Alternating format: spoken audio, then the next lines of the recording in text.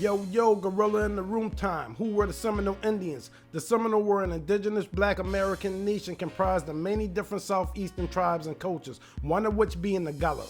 The Seminole were actually just a group of a bunch of different indigenous tribes who escaped slavery because, like I said, the slaves in the South were mostly indigenous Americans that didn't get off slave ships, but anyway, they escaped slavery, banded together and fought to maintain as much land as possible, and that's how they got their name, the Seminole. It's a Spanish word meaning wild runaway, but it actually just means black person. Hear me out for a second. Seminole comes from the word cimarron, which comes from the French word marron, which simply means brown or chestnut, and is how they identified the people at the time because the words black and Negro hadn't been commonplace yet.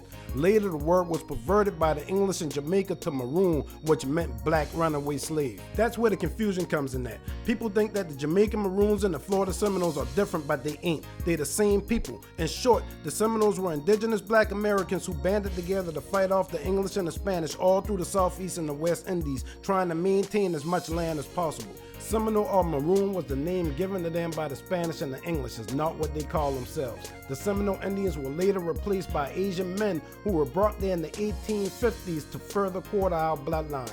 You want to learn more about this topic? Watch our video on debunking the slave trade on YouTube. Subscribe to the 40 Ton Gorilla on all platforms. Peace out, big homies.